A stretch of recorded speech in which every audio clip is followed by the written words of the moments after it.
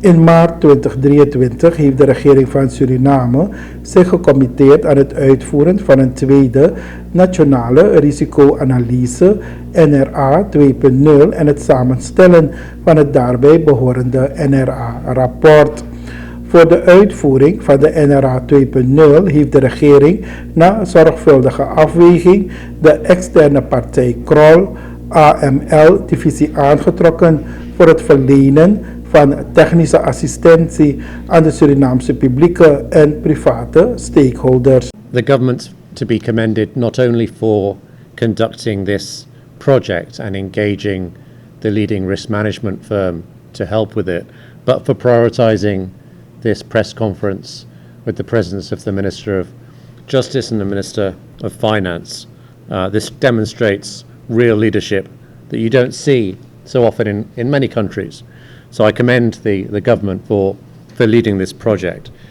This report was delivered yesterday to the President and the Cabinet.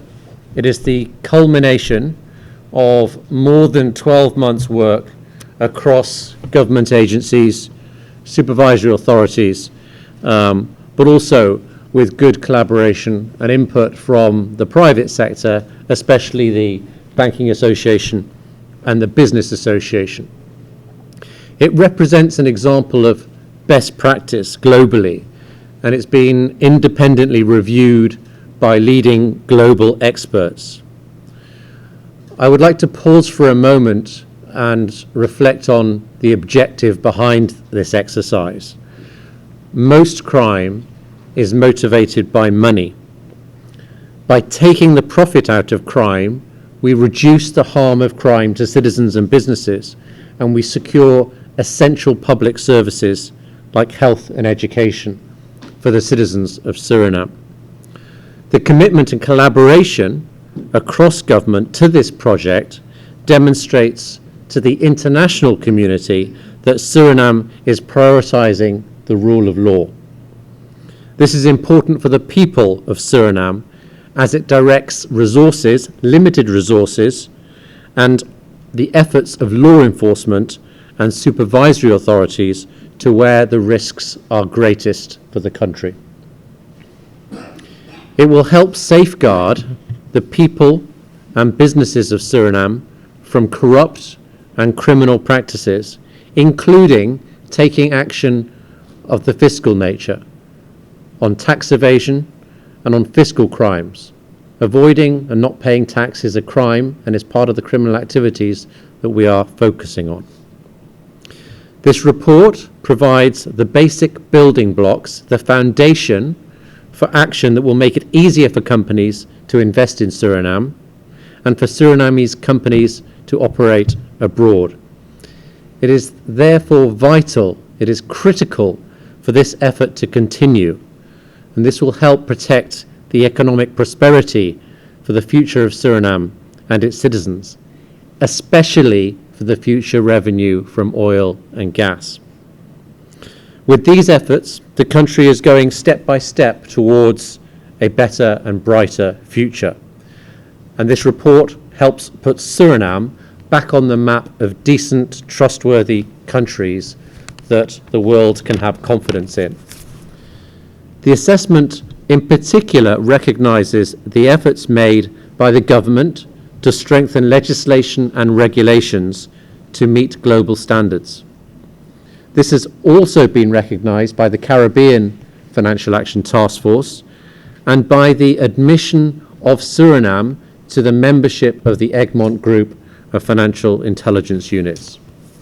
The efforts of competent authorities are having a positive impact already. They are reducing the vulnerabilities of businesses to criminal exploitation. For example, in particular in the banking sector, where the collaboration between the Banking Association and the Central Bank of Suriname is having a real impact and showing best practice globally. And the police are investigating more than ever.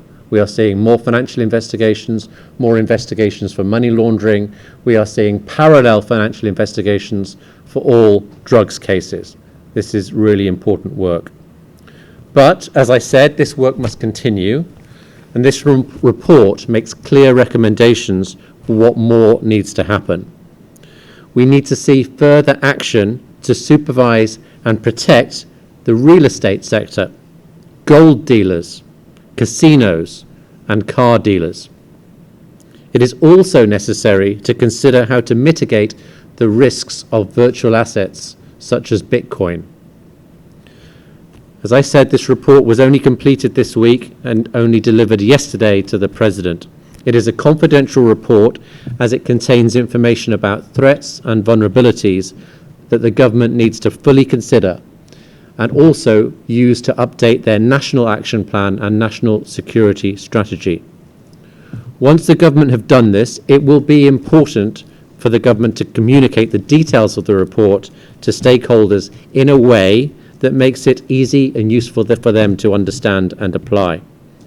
And this will further strengthen the ability of supervisory authorities and businesses to protect themselves and prevent illicit activity.